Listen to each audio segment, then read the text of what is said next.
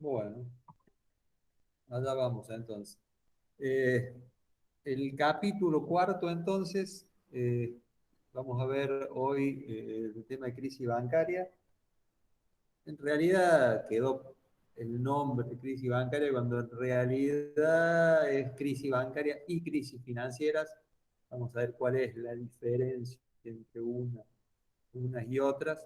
Eh, Siempre mirándolo desde el punto del impacto a nivel macro del sistema financiero, pero también en esto de las externalidades negativas del sistema y su impacto sobre el resto de la economía, también vamos a ver algunas de esas consecuencias. La idea de este capítulo de crisis es ver cuáles son las causas que producen las crisis bancarias. Ya van a ver que no hay generalmente una sola causa, sino que es un fenómeno multicausal, como se ha puesto de moda el término últimamente. Vamos a ver las consecuencias, en general las consecuencias negativas que tienen estas crisis sobre el sistema, sobre la economía y demás. Y también vamos a analizar cómo estaba el sistema financiero antes de la crisis, cómo quedó en la crisis, cuáles fueron los costos que tuvo que asumir y fundamentalmente cuáles son los mecanismos de resolución de crisis que disponen en general los bancos centrales, obviamente producto de la legislación que promulgan los distintos poderes legislativos en los distintos países. Vamos a ver también en forma puntual el artículo 35 bis y demás, que es la modalidad de resolución de crisis en la Argentina, con algún ejercicio incluso como para entender mejor la aplicación práctica de ese artículo. El artículo en sí es bastante difícil de leer y más difícil de entender. Y también vamos a ver algunos casos de crisis, como puntual, algo en Estados Unidos, obviamente la crisis, vamos a ver algo de la crisis del 2008 también, y vamos a hablar también de la crisis del 2001 en la Argentina, que fue realmente un ejemplo de crisis bancaria con todas las letras, por los impactos que eso tuvo. Si bien hoy a 20 años parecería que fue hace una enormidad, creo que todavía quedan algunas consecuencias positivas y negativas de la resolución de esa crisis. Esto es básicamente lo que dice el artículo, el capítulo este en particular. Agregar simplemente algún par de cuestiones relacionadas con los derivados de crédito y con el gobierno corporativo de las entidades financieras que en cierta forma eh, contribuyeron a que la crisis financiera del 2008 sea lo profunda que resultó, y también, que ya algo hemos comentado en clases anteriores, hacer una comparación de por qué, si bien desde el punto de vista de la economía real la pandemia ha sido muchísimo más eh, nociva, si se quiere, que la crisis del 2008, la crisis del 2008 tuvo elementos que perduraron mucho más en el tiempo y eso están relacionados básicamente con el desempeño del sistema financiero. Hay algunos casos, Japón, sudeste asiático, los vamos a ir comentando cuando vemos los distintos temas en particular. Como pueden ver ahí, cuando la crisis bancaria gana la tapa de los diarios, realmente es muy complicado.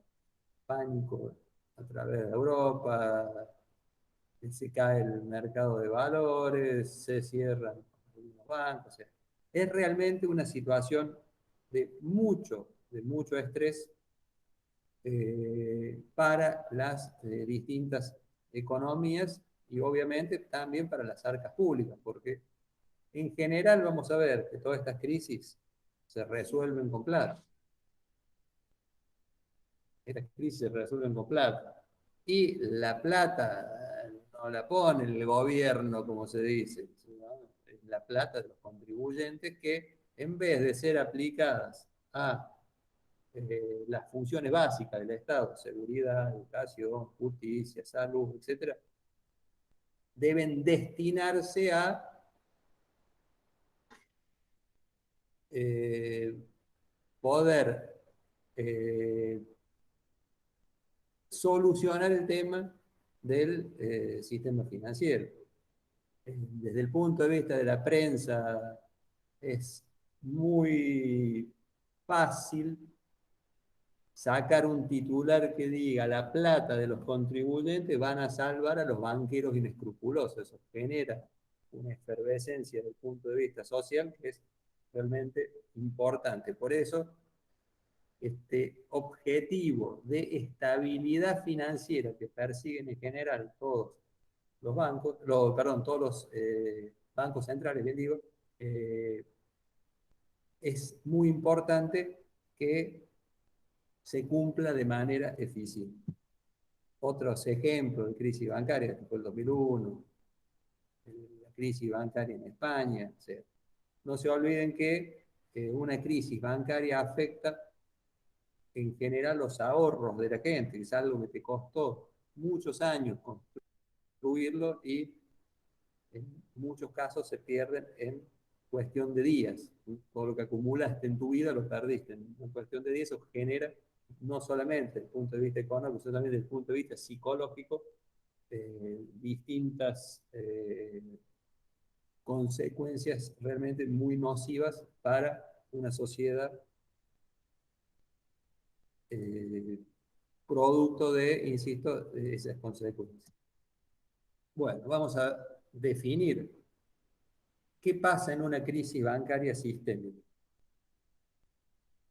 En general se dan estos elementos donde los sectores corporativos y las empresas y los bancos experimentan quiebras y producto de caída de este círculo vicioso de destrucción de crédito, caída del consumo, pérdida de empleo y eso se va cada vez acelerando más, donde las instituciones financieras y las corporaciones tienen muchas dificultades para poder cancelar obligaciones adquiridas de manera contractual en tiempo y forma. Es decir, generalmente empieza como una crisis de liquidez y esa crisis de liquidez se transforma en una crisis de solvencia.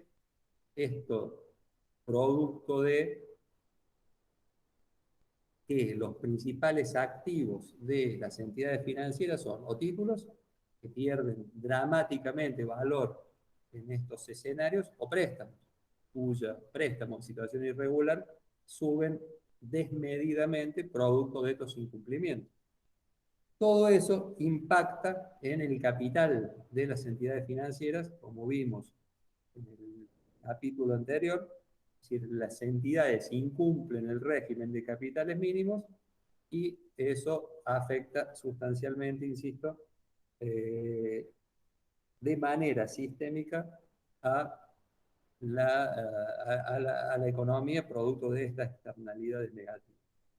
Esta situación también generalmente puede estar acompañado, por ejemplo, por pérdida de valor en los activos. Eh, Básicamente los activos son sensibles a la tasa de interés del crédito. En una situación de este tipo, la tasa de interés sube sustancialmente, al haber mucha menor liquidez, por una cuestión de oferta y demanda, el precio de esa liquidez, que es la tasa de interés, sube desmedidamente y muy rápidamente, con habitualidad en este tipo de crisis.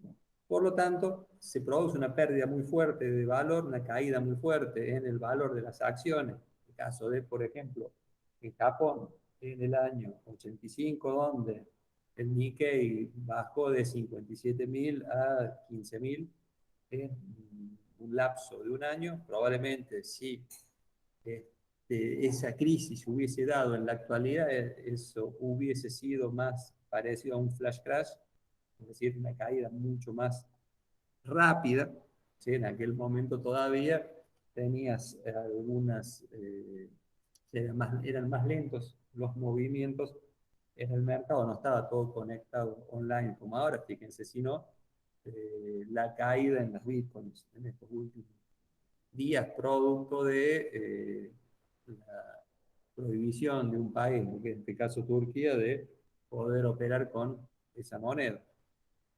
Y la noticia de ayer de que el dueño de un exchange parece que se ha quedado con toda la custodia y no se lo encuentra al buen hombre por ahora. Pero bueno, ese es un tema aparte, simplemente para matizar. En general, y lo mismo las propiedades, en el 2008, por ejemplo, el caso del 2008 en Estados Unidos, donde el factor común es que en forma previa ha habido una subida en los precios muy elevada, muy por encima del promedio de los últimos 10, 15, 20, 25 años. Es decir, cuando se producen en general esas subas muy pronunciadas, generalmente son a partir de una expansión crediticia exagerada, y si esa expansión crediticia la han financiado los bancos, evidentemente, cuando explota esa burbuja, nos encontramos en un problema. Este problema es una crisis bancaria sistémica. Fíjense en lo que es en el mundo. Cuando hablamos de crisis bancaria sistémica, todos estos países que están en rojo son países donde hubo una crisis. Claramente estamos ahí bien pintaditos. Pero también está Estados Unidos, también está México, también está Chile, Rusia, los países nórdicos, España. O sea, las crisis bancarias no son propiedad solamente de Argentina, Sudáfrica. Y también países que han tenido problemas significativos en el sistema financiero sin llegar a ser crisis, el caso de Canadá, el caso de Brasil, por ejemplo, el mismo Australia y muchos países de Europa. Acá Islandia está pintado de amarillo, debería estar pintado de rojo, pero esto es hasta el 2003, y la crisis en Islandia fue en el 2011, 2012.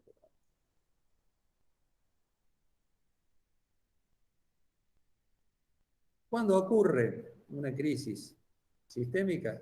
Cuando se produce una pérdida de confianza en una parte sustancial del sistema bancario.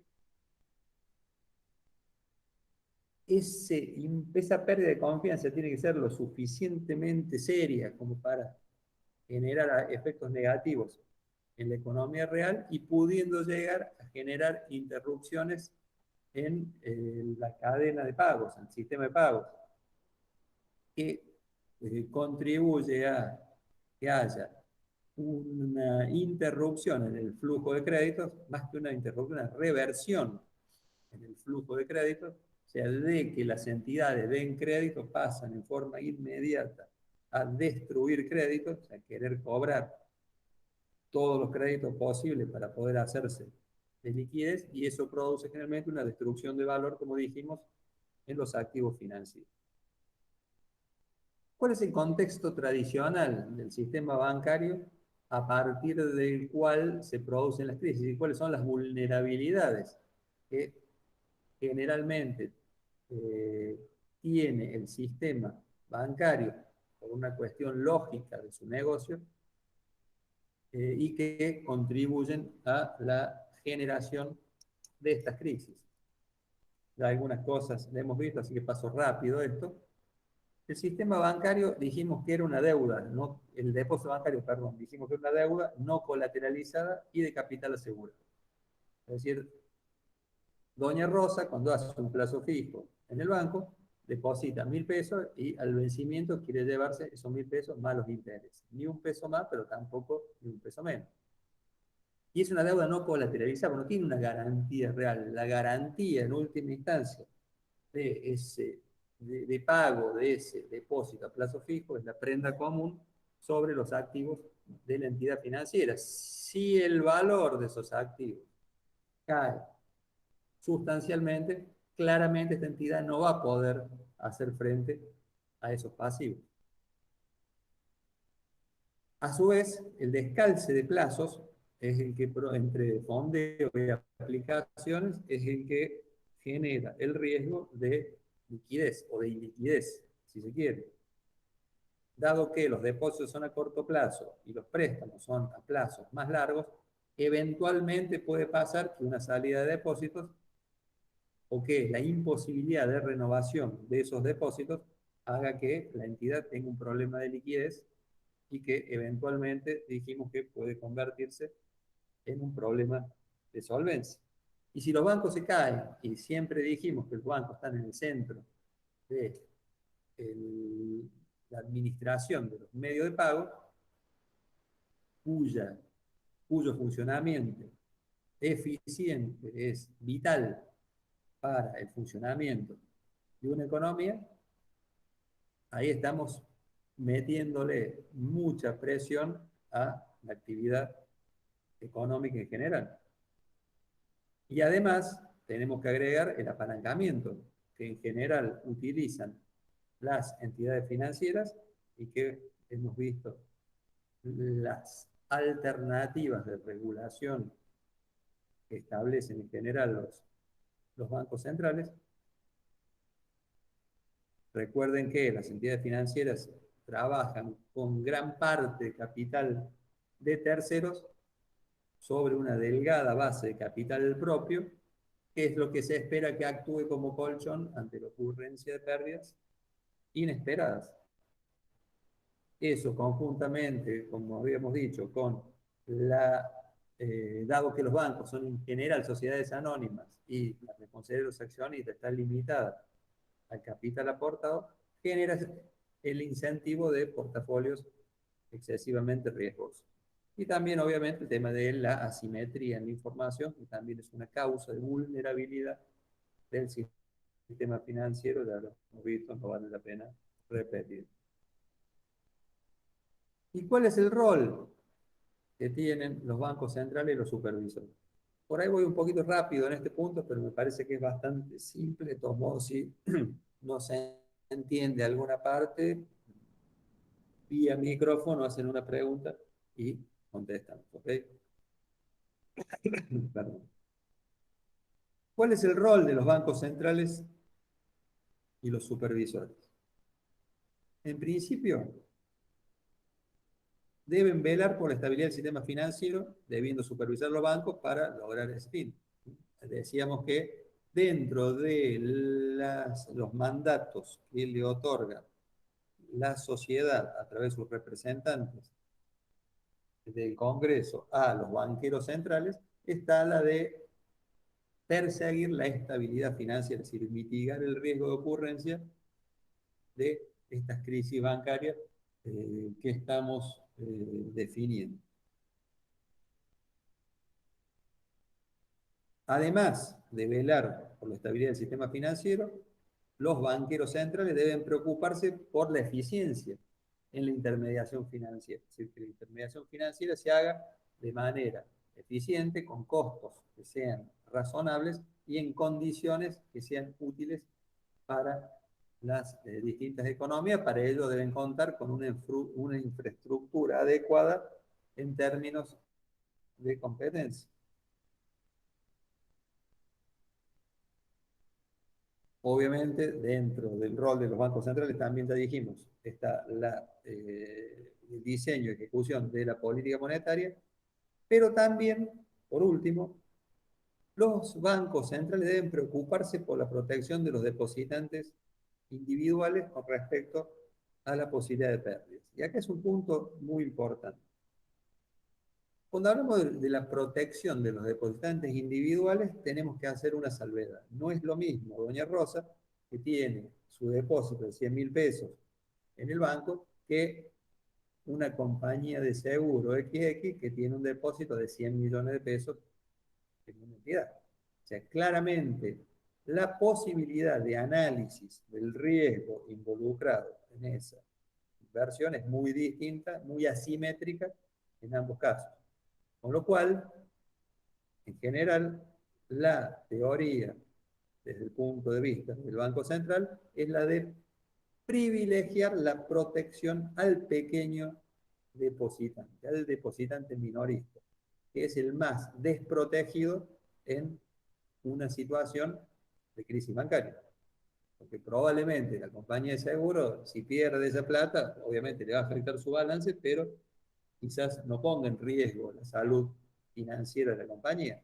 Ahora, doña Rosa, que tenía solamente 100.000 pesos y perdió esos 100.000 pesos, probablemente eso le genere un daño a nivel individual muchísimo más complicado.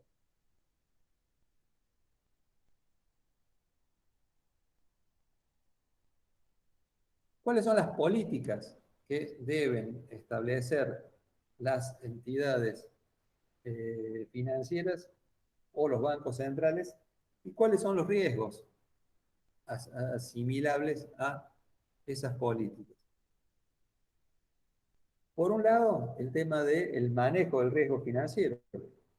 En general se habla de que la diversificación es el medio para distribuir el riesgo, lo cual obviamente es positivo.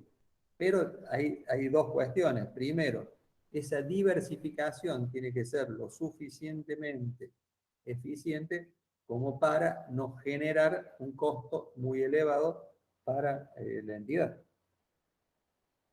Lo mismo si esta diversificación implica el desarrollo de nuevas áreas de negocio que son más riesgosas para las entidades, se está generando un riesgo adicional a el mencionado anteriormente.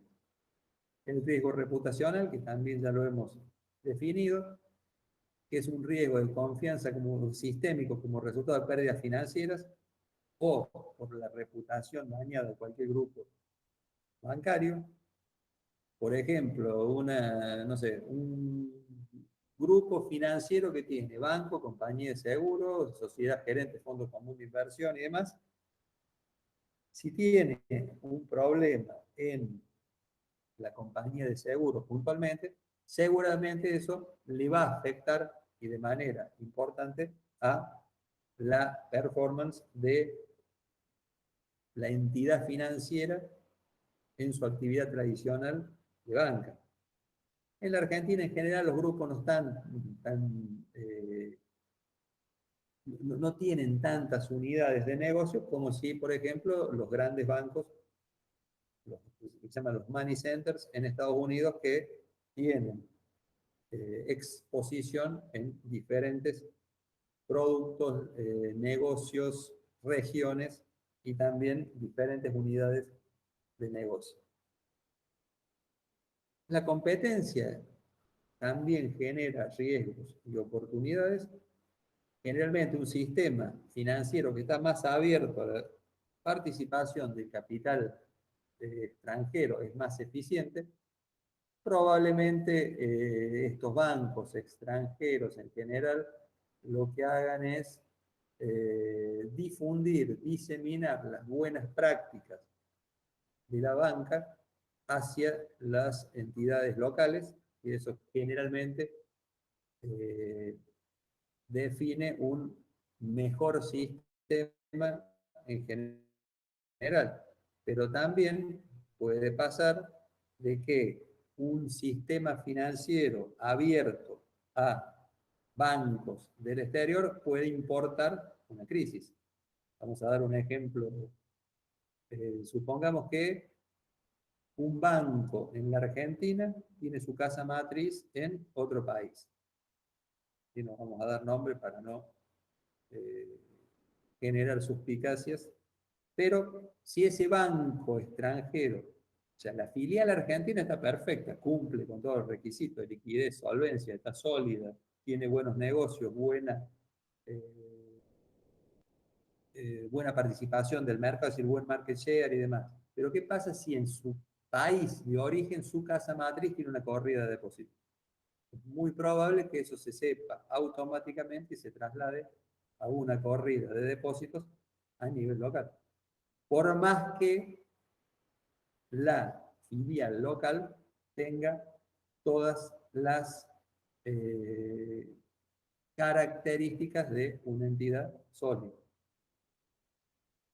La política social, es decir, la intervención de los gobiernos para asegurar una provisión de servicios financieros, esto tiene sus bemoles. En países más autoritarios, probablemente el sistema financiero esté mucho más intervenido y en muchos casos obligando a las entidades financieras a eh, asistir a sectores que pueden ser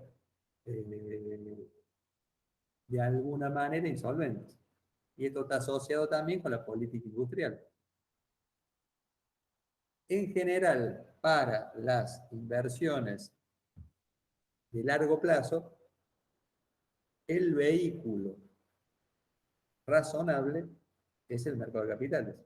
Ahora, ¿qué pasa en los países con un mercado de capitales muy chico y donde en muchos casos el gobierno obliga a las entidades financieras a reemplazar esa función natural del mercado de capitales? Esto es, asumir riesgos mucho más elevados y efectuar financiaciones a plazo mucho más largo de lo que el fondeo le permite. Es decir, todas estas cuestiones generalmente surgen en forma previa, son debilidades que surgen en forma previa o que están presentes en realidad en forma previa a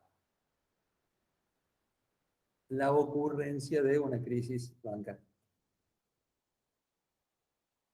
¿Cuáles son los orígenes de la crisis? En esto que íbamos a definir causas, consecuencias y demás.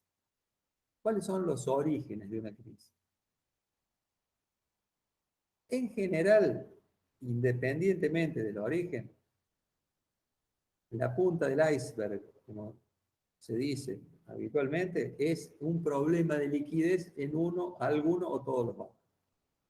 Lo primero que aparece a la superficie es un problema de liquidez. Hay un banco, o muchos bancos, o algunos, además ahora vamos a ver algunos casos en particular, que tienen problemas de liquidez. ¿Qué significa esto? Que no pueden cumplir en tiempo y forma con sus obligaciones contractuales. Estos problemas de liquidez que en muchos casos pueden deberse a o pueden generar un retiro de depósito, terminan siendo en definitiva los síntomas de problemas subyacentes dentro del sistema. Y podemos dividir esas causas en macroeconómicas, microeconómicas, algunas relacionadas con la estrategia bancaria o lisa y llanamente fraude, corrupción y demás. Vamos a ver un detalle de estas causas. Cuando hablamos a nivel macroeconómico, estamos hablando básicamente de los desequilibrios macroeconómicos que se producen en la economía y que pueden causar tensión en el sistema financiero. Mm, A ver, todas estas tensiones eh, ser, pueden presentarse ya sea a nivel individual o combinada, ¿sí? En general, ninguna crisis es igual a la otra, pero tienen elementos comunes sin lugar a dudas. Depende mucho de la idiosincrasia del sistema financiero, tiene que ver también con la estructura macroeconómica del país, los desequilibrios, ya sea de déficit fiscal, de déficit de balanza, en muchos casos lo que se denomina déficit gemelo, eh, las regulaciones prudenciales y demás. ¿Cuáles son las causas macroeconómicas? ¿Sí? Un incremento en las tasas de interés que sea rápido y de gran magnitud, una caída pronunciada en el precio de los activos sensibles al crédito, sensibles a la tasa de interés, Una devaluación importante en el tipo de cambio, sobre todo cuando un sistema financiero es bimonetario. Esto le pasó, por ejemplo, a la Argentina en el 2001, donde el sistema era bimonetario, pero básicamente el 90% de los depósitos eran dólares. Y los préstamos en general también estaban denominados en dólares.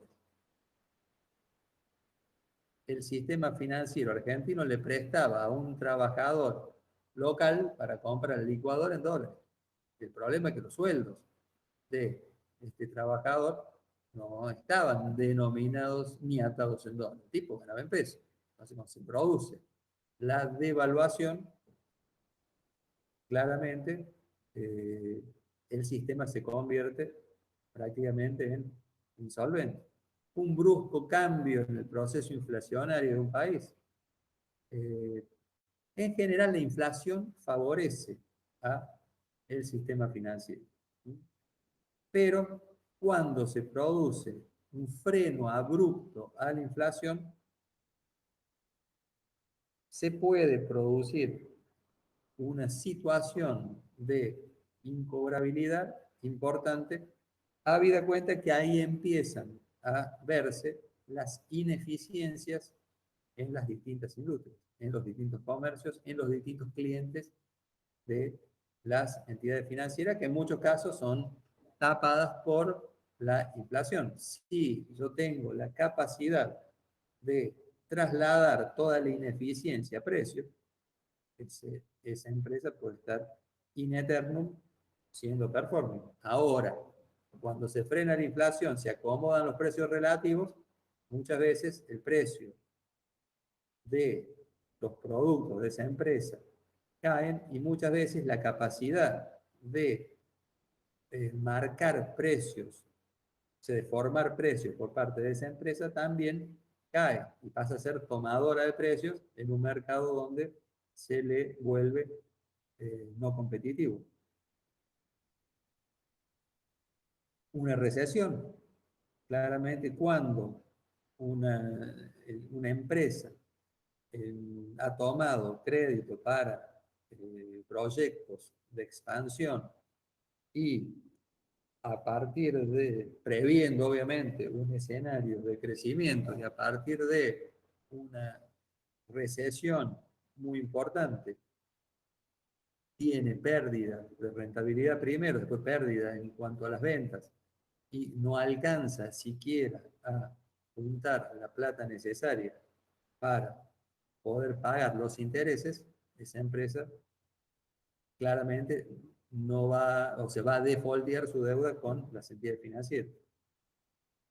La concurrencia del déficit de cuenta corriente y deuda, el déficit primero, lo que decíamos, cuando ese déficit es imposible de financiar, se producen, como en el caso de Argentina, en el 2001, el default de la deuda y obviamente posterior crisis sobre el banco, el movimiento de los flujos de capitales en general, cuando hay un incremento fuerte en el flujo de capital, eso lleva a distorsiones en los precios internos de los países. En el caso de Argentina, por ejemplo, después de la salida del efecto tequila, allá por el 96, 97, mitad del 98, recibió un flujo de fondos del exterior muy fuerte. En septiembre, agosto, septiembre, no me acuerdo exactamente la fecha, pero por ahí en el medio del año 98 se produce la crisis rusa de la moratoria de la deuda de ese país y eso genera no una interrupción de los flujos hacia los mercados emergentes, en este caso hacia Argentina, sino una inmediata reversión. No es que dejan de entrar fondos, donde más o menos te podés acomodar con lo que tenés, sino que se revierte y muy rápidamente. Esa reversión generalmente los agarra mal parados los operadores financieros, pero también a las empresas y demás, y eso produce también o puede producir también una crisis bancaria.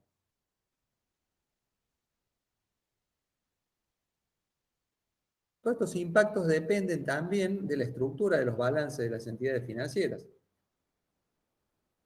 Si tiene, por ejemplo, exposición exagerada a los activos emitidos por el gobierno, claramente si Argentina 2001, más del 50% de los activos de las entidades financieras estaban en títulos y demás exposiciones hacia el gobierno. El gobierno defaultió la deuda, el sistema financiero colapsó. Un alto nivel de endeudamiento en moneda extranjera también. La deuda, los depósitos eran en dólares, los pasivos eran dólares bancados con pesos, colapsó también. Exposiciones no garantizadas debidamente a tomadores de préstamo, o sea, cuando la cartera de préstamo no está debidamente garantizada o los tomadores no tienen la solvencia patrimonial adecuada para responder en un periodo de crisis, también potencia la crisis bancaria. Y lo mismo las grandes exposiciones a activos sensibles a las tasas de interés. Dijimos inmuebles, dijimos acciones, ni que hablar de estos productos derivados, los derivados de crédito, credit default swaps y todo ese tipo de cuestiones, que no quiero profundizar ahora porque vamos a ver más en profundidad más adelante. Todas esas características que están dentro de la estructura de los balances de las entidades financieras hacen que esta crisis, producto de estos desequilibrios que hemos mencionado, se potencie. Eso en cuanto a las causas macro. Vamos a las causas micro. Cuando hablamos de causas micro, ya nos referimos más específicamente a el sistema financiero en forma global, no a la acción del gobierno sobre el sistema financiero, sino las características propias del sistema financiero. En general, las causas micro están asociadas con prácticas bancarias pobres combinadas con una deficiente regulación y supervisión. Por ejemplo, si tengo normas muy laxas para otorgar el crédito y tengo sistemas de control interno dentro de las entidades que son muy débiles. En general, esta combinación de una mala asignación del crédito con un sistema de control interno débil, lo que genera son descalces excesivos, sistemas de selección de activos inadecuados y claramente las entidades cuando tienen esas características son sumamente vulnerables a cualquier shock. Dentro de las causas micro podemos hablar de la supervisión. En muchos casos, si el ente encargado de la supervisión no tiene la capacidad suficiente para el análisis, o, por ejemplo, cuando se dan brechas, gaps, entre la regulación y los distintos organismos de control. Ejemplo, en Estados Unidos, la crisis del 2008 se produce en parte, no solamente por, pero sí en parte por una expansión de créditos hipotecarios con sistemas de otorgamiento muy laxos y poco eficientes. Resulta que la supervisión del crédito hipotecario estaba en manos de un organismo particular del Estado mientras que la supervisión de los bancos estaba en cabeza de parte de la Reserva Federal, parte de la OCC. Con lo cual había una falta de coordinación entre estas agencias que fueron obviamente explotadas por las entidades financieras. Así terminó el sistema en una crisis. Por eso digo, si la supervisión no es eficiente, ese puede ser un motivo y generalmente aparece en las crisis bancarias. Una infraestructura inadecuada en cuestiones contables, legales, etc. Un ejemplo, en Tailandia, por ejemplo, hubo una crisis bancaria en el año 97. Una de las características que tenían los bancos tailandeses, entre otras debilidades, era lo siguiente. El banco podía otorgar un préstamo y renovarlo in eternum sin necesidad de previsionarlo. Pregunto, si un banco le da un préstamo a una empresa, supongamos, le presta 100 pesos a 6 meses. A los 6 meses le renueva el capital más los intereses por otros 6 meses. Pasan esos otros 6 meses, le renueva capital más intereses. A un año de plazo, al año le renueva capital más intereses y así sucesivamente. La pregunta es, ¿esa empresa que ha tomado ese crédito realmente es solvente o no? Y la verdad que no lo sabemos, porque nunca puso un peso. O sea, siempre tuvo financiamiento creciente. Nunca pagó nada. Nunca destinó absolutamente nada de su flujo de fondos para pagar el crédito. Claramente es una situación donde en un sistema financiero razonable no debería permitirse, sino que debería hacer, como dice la norma, lo que se llama el clean up, de cancelar en algún momento y volver a retomar. Por ahí no todo, pero sí una buena parte, para medir la capacidad de pago. Si durante 5 años esta empresa toma la guita y la va renovando capital más intereses, nunca sabemos si tiene capacidad de pago o no. Es decir, por eso hablamos de normas contables que permitan ocultar problemas de liquidez o de insolvencia. También la desregulación. Cuando vimos en el primer capítulo el impacto de la regulación en los intermediarios financieros, hablamos de que eso puede alentar a los banqueros a un comportamiento más arriesgado, ya sea asumiendo mayores descalce de plazo, mayores descalce de tasas, de monedas, mayor endeudamiento y demás. Todas estas cuestiones requieren obviamente una mejor supervisión por parte de los reguladores.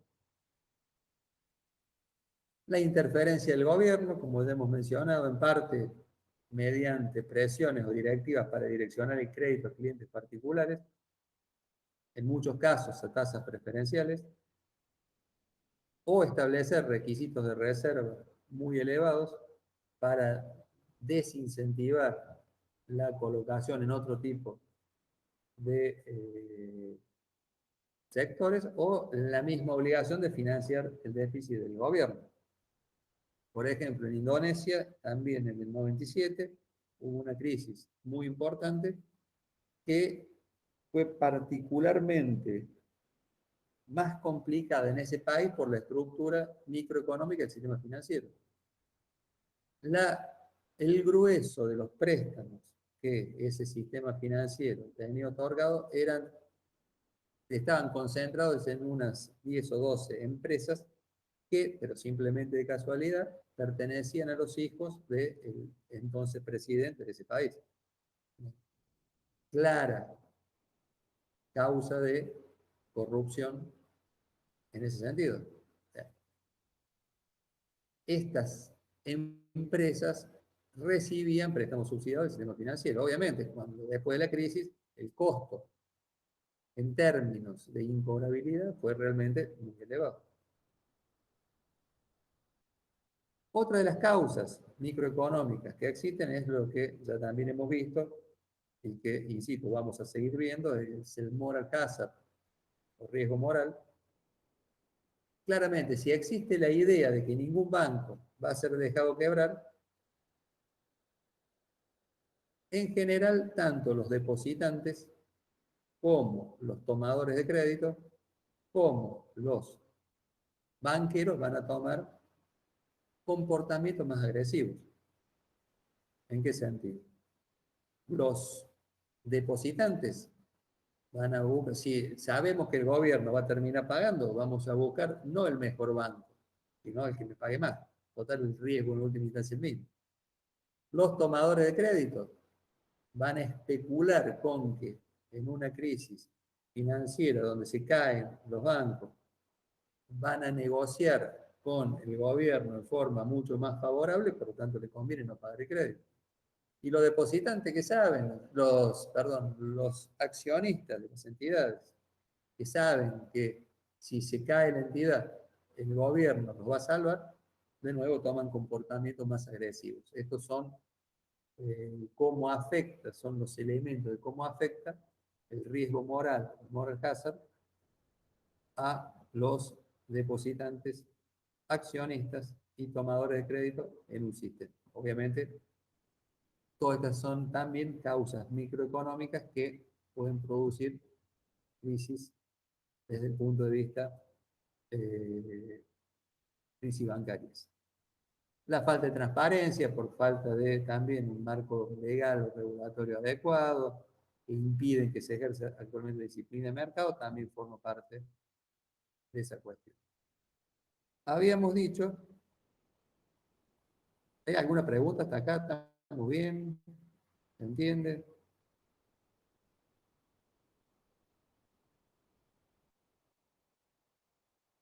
Sí, profe, todo bien por ahora. Bárbaro. Volvemos un poquito para atrás. Acá habíamos hablado de causas macro, que las vimos, causas micro. Vamos a ver estas últimas dos, las causas relacionadas con las estrategias bancarias, fraude y corrupción.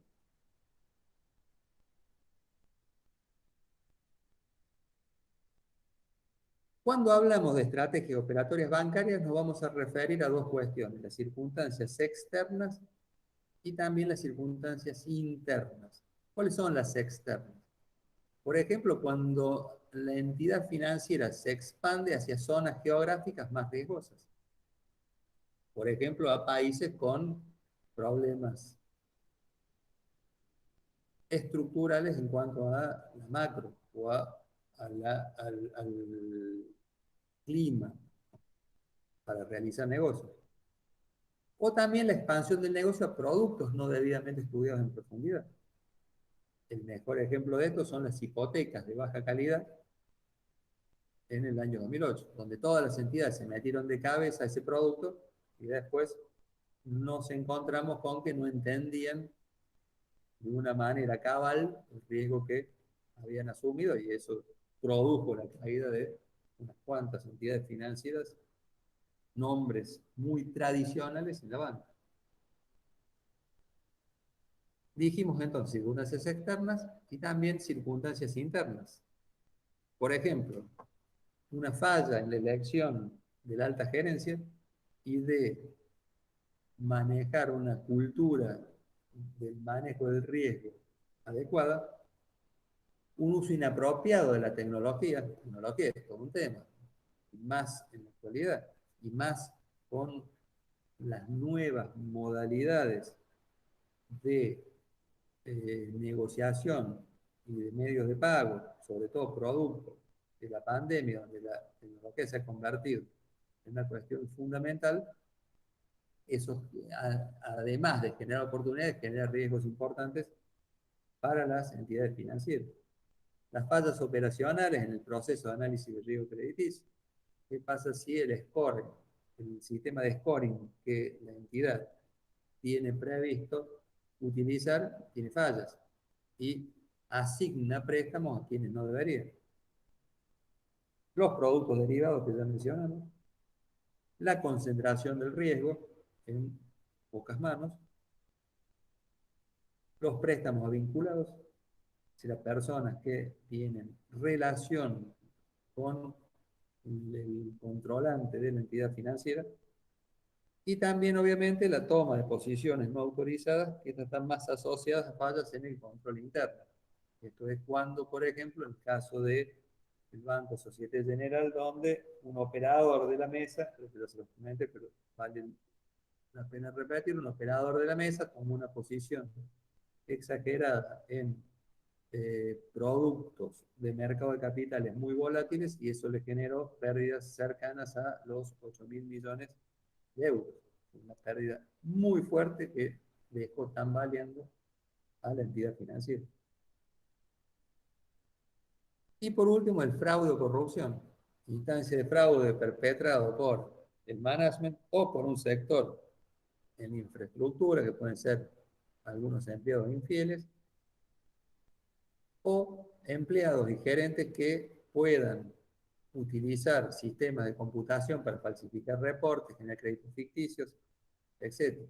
En la Argentina hubo un caso muy interesante de un banco que se llamaba el Banco de Crédito Provincial, que estaba en la provincia de Buenos Aires, donde el banco tenía problemas de solvencia y para regularizar esos problemas lo que hicieron fue generar una cartera de crédito ficticia, cosa de darle mejores números a el balance de la entidad. Obviamente es una acción de tipo fraudulento. ¿Qué pasó? Que a quien le encomendaron la tarea, agarró la guía de teléfono, no se le ocurrió cómo, agarró la guía de teléfono y le empezó a poner Álvarez, o sea, nombre de la A en adelante. Entonces un inspector del Banco Central le causó suspicacia y cuando entraron a ver una cartera totalmente trucha. Y casos como este seguramente hay muchísimos en la actividad financiera, cada vez menos porque cada vez los controles internos son mucho más eficientes y mucho más exhaustivos. Bien, habiendo definido esto, vamos a ver cuáles son los tipos de shocks que se producen en la actividad. Para lo cual hemos diseñado más que diseñado, hemos tomado prestado al Bank of England y traducido obviamente porque está en inglés, este cuadro, donde tenemos 4 cuadrantes A, B, C y D, y donde tenemos el tipo de shock desde el individual al generalizado y analizamos también el mecanismo de transmisión de ese shock, sin contagio masivo a un contagio masivo potencial. Vamos al cuadrante A. El cuadrante A es el caso donde bancos pequeños y medianos tienen problemas de liquidez y de solvencia. En general, la potencialidad del contagio es bajo, ¿sí? Porque son pequeñas entidades que no afectan fundamentalmente al sistema. ¿Cuál es el riesgo? Que si no lo atacas adecuadamente, como pasó en la Argentina en el año 95, efecto tequila, donde se cayeron de primera instancia 3 bancos muy chicos, casi insignificantes a nivel de depósito en el sistema, pero generaron una crisis muy importante, es decir, de A pasaste a D muy rápidamente. Ese es el riesgo que hay que cuidar. Después tenemos el cuadrante B, donde tampoco hay contagio masivo, y si tenés una crisis más generalizada, esto se da, por ejemplo, cuando bancos regionales o bancos de algún sector en particular tienen problemas de liquidez y de solvencia. El caso de las Savings and Loans de Estados Unidos es un caso paradigmático al respecto. No, no vamos a tener tiempo hoy. En la clase que viene vamos a ver alguna filmina para aclarar de qué se trató esa crisis. Y para ver que en Estados Unidos la crisis del 2008 no fue la primera, sino fue una de las tantas que hubo. Después tenés el cuadrante C, donde el tipo de shock es idiosincrático o individual, pero con un gran contagio masivo potencial, que es cuando se cae en forma aislada una institución sistémicamente importante, ya sea por su tamaño o ya sea por su interconexión con el resto de las entidades. Cuando una entidad que es muy grande, vamos a dar un ejemplo en la Argentina, ¿qué pudiese pasar, ¿sí? En caso de que, por ejemplo, el Banco Nación, que es el banco más grande, tuviese algún problema de liquidez o solvencia? Es un solo banco, pero genera un contagio masivo potencial fenomenal. Y por último, bueno, cuando tenés la crisis sistémica, cuando más del 50% de las entidades en, en cantidad, o cuando entidades que representan más del 50% de los depósitos y demás tienen problemas de liquidez o solvencia, eso genera una crisis generalizada y con un contagio potencial masivo. Obviamente es muy distinto cómo se resuelven los problemas en el caso del cuadrante A, del B, del C y del D. Queda un grado de dificultad muchísimo más grande, obviamente llegando a este cuadrante. Muchas veces las crisis bancarias están relacionadas con lo que se llama el efecto dominó. Y esto tiene más relación con las crisis financieras, ya entrando en la definición de la crisis financiera como complemento a la crisis bancaria. ¿Cuándo se produce el efecto dominó? Cuando quiebra un intermediario financiero y eso genera un desequilibrio en todo el resto del mercado de capital. Y eso genera un riesgo sistémico que básicamente tiene tres causas. La interconexión entre los intermediarios, ¿sí? ¿Qué pasa? Si tenemos el banco A, el banco B y el banco C, el banco D, que tienen interacción entre sí a través de distintas operatorias, RIP, call, etc. Como son operaciones bilaterales, ¿sí? Son operaciones que se dan entre el banco A y el banco B, eso no tienen lo que se llama un disclosure, no tiene una divulgación en términos de mercado. No están, no son operaciones que se efectúan en un mercado regulado como el New York Stock Exchange, por ejemplo, el Chicago Mercantile Exchange o demás, sino que son los que se realizan en operaciones over the counter, es decir, en mercados extra bursátiles. Con lo cual hay riesgo propio, no hay ningún mercado que garantice esa operación. Sí, se sabe que uno de estos bancos, el banco A, tiene problemas, es muy probable que se frise toda la operatoria entre los otros bancos. ¿Por qué? Y porque ninguno sabe cuál es la situación formal y real de esas entidades.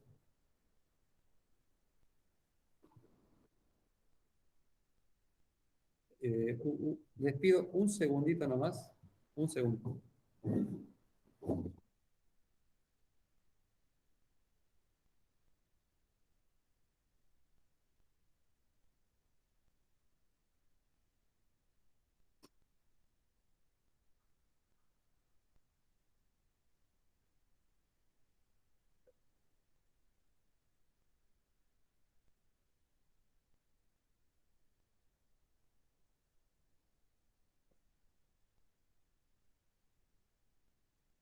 Perdón. Les decía entonces, hablamos de las interconexiones entre los empresarios, y eso da lugar a ataques especulativos, porque como nadie realmente sabe muy bien qué está pasando, se generan esas situaciones, y eso produce un cambio abrupto en el precio de los activos. ¿Por qué? Porque en muchos casos estos ataques especulativos y las ventas forzadas de posiciones hacen que haya un impacto negativo en el precio de esos activos mencionados, dando lugar, como decíamos, a lo que se llama la crisis financiera. Hemos visto entonces las causas. Vamos a hablar un poquito de la resolución de las crisis bancarias tradicionales. Y nos vamos a centrar básicamente en el costo que tienen esas crisis, para entender la magnitud y la importancia que tiene un funcionamiento adecuado de un sistema financiero, ¿sí? Donde en caso de generar una crisis, sumado a las externalidades negativas, va a tener un costo muy importante. ¿Sobre qué? Producto sobre básicamente las finanzas públicas del país, el costo fiscal de la reestructuración. En muchos casos, a través de se financia a través de la emisión de bonos. Caso de Argentina en el 2001, donde hubo, después lo vamos a ver más en profundidad, pero hubo una especificación asimétrica donde le reconocieron a los inversores a plazo fijo, por ejemplo, en dólares, le reconocieron en un dólar a 1,40 más el impacto de la inflación, 1,40 más el SER, mientras que a los tomadores de crédito les reconocieron a 1 más el CBS.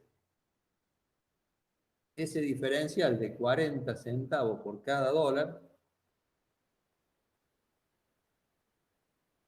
en muchos medios periodísticos se decía que eran los bancos los que lo pagaban. Y la realidad es que los bancos los compensaron con la emisión de títulos públicos. Los famosos ODEN 2007 o ODEN 2012. Con lo cual, ¿quién terminó pagando todo eso? El contribuyente. Porque en definitiva fueron los bonos que se fueron pagando con la recaudación. O sea, muchas veces cuando se habla de la deuda externa y los condicionamientos y demás, eh, se hace mención o se trata de hacer referencia a una maniobra urdida por los inversores extranjeros para cobrar intereses usurarios a los distintos países. No estoy hablando específicamente de Argentina, estoy hablando de cualquier país. Pero en muchos casos, parte de esa deuda fue generada por una crisis bancaria y el costo fiscal que eso tiene. Eso tiene un impacto sobre los préstamos, los depósitos del sistema y obviamente sobre el crecimiento de la economía. Si no tenés sistema financiero que funcione y que dé crédito, es una entelequia pensar que va a haber un crecimiento en la economía. Algunos números, porque es bueno tener alguna perspectiva al respecto. Por ejemplo, este es un trabajo que se hizo desde el año 70, el año 2009, 2010, por ahí, donde se determinaron que hubo 33 crisis bancarias que duraron en promedio 4,3 años, 4,3 años, ¿no? Había que bancar todo ese tiempo, donde los préstamos en situación irregular en promedio llegaron a ser el 26,7% del total de los préstamos. Argentina 2001 fue el 35%. ¿Esto qué significa? Que por cada peso que prestaste, 35 centavos estaban en situación irregular. Comparado con el 3 o el 4 que está actualmente, hay una diferencia grande. También tiene que ver con la profundidad del sistema financiero. ¿Qué es la profundidad del sistema financiero? La relación entre el crédito bancario versus el PBI del país. En la Argentina hoy la profundidad es bajísima. En parte, seguramente, producto de lo que ocurrió en el pasado. En Argentina hoy debe estar cercana al... Depende qué valor del dólar tome, pero debe estar más o menos entre el 12 y el 15%, no más que eso. En promedio acá está el 44%. El costo fiscal de la resolución, en términos de PBI, 15% en promedio. Este es un número impresionante.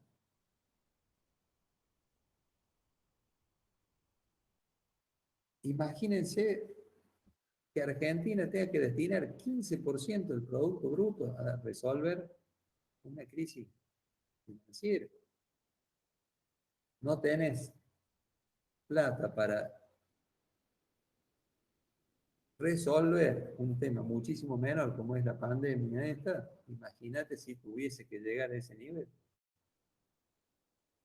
Y también en medido en términos de pérdida de actividad, 7,1%. O sea, hubo caídas en promedio del Producto Bruto en promedio de todos esos países por la crisis bancaria del 7,1%. Después, bueno, pueden abrir un poco más, pero son números tremendos. Las crisis bancarias son muy complejas, cuestan mucha plata, por eso es muy importante que las entidades financieras tomen todos los recaudos pertinentes para poder mitigar los riesgos de ocurrencia de una crisis de esta naturaleza.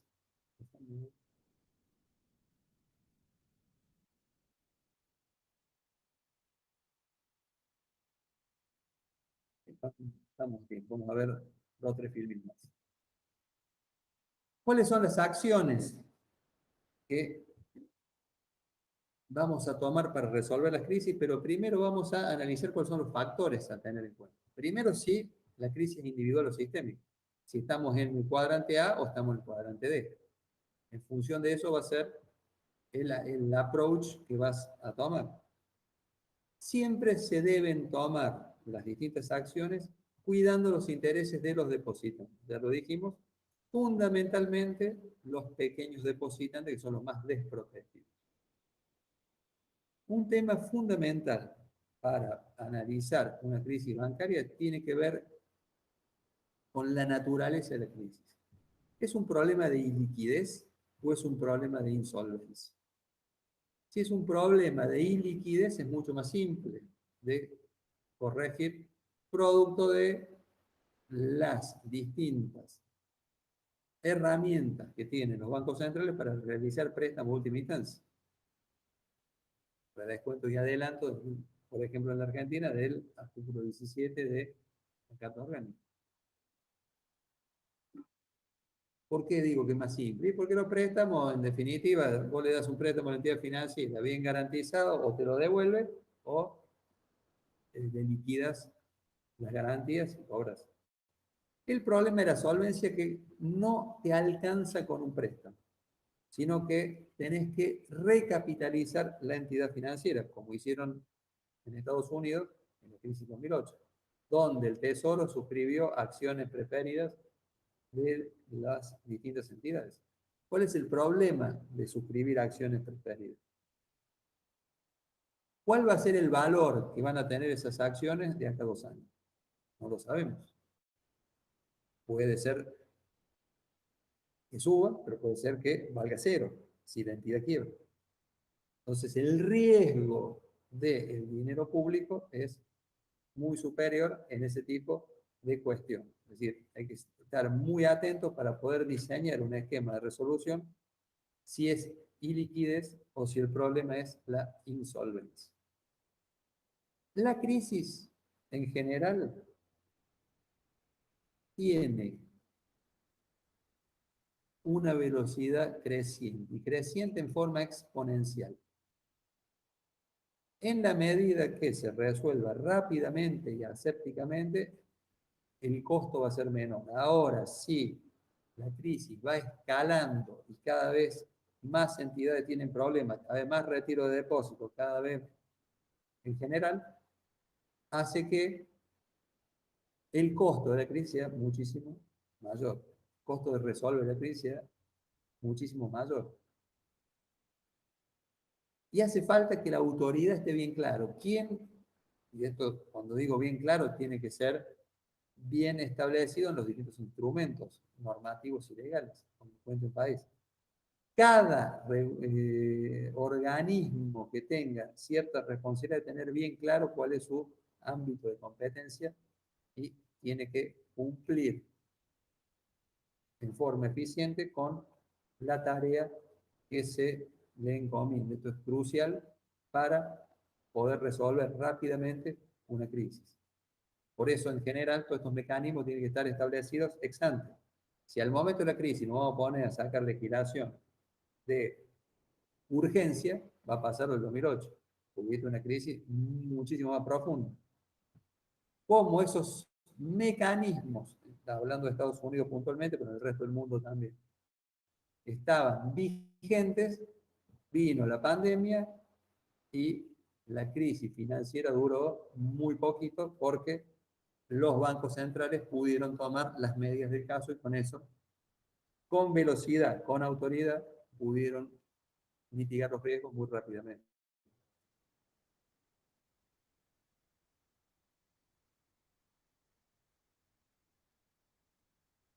En el tema de la confidencialidad, ¿qué pasa si una entidad financiera tiene problemas?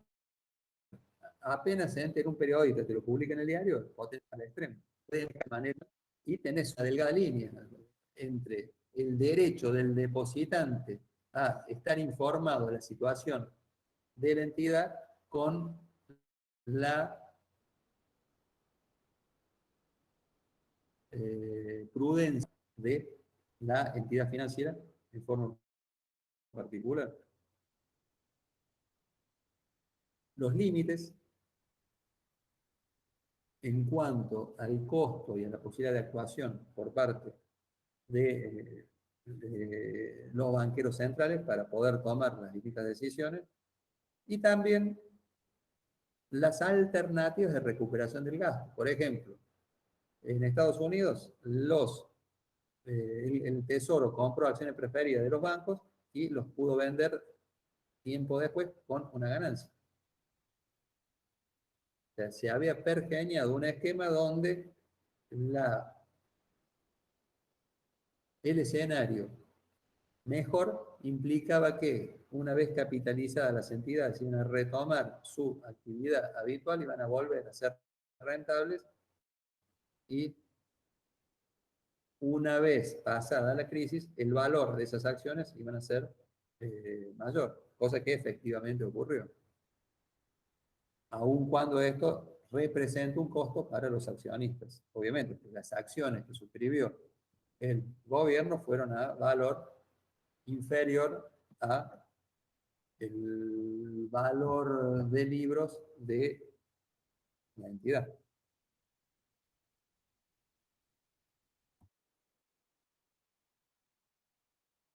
Por último, mínima interferencia con la fuerza del mercado. Esto es toda una discusión, pero la idea es que se utilicen los mecanismos de mercado que sean más eficientes para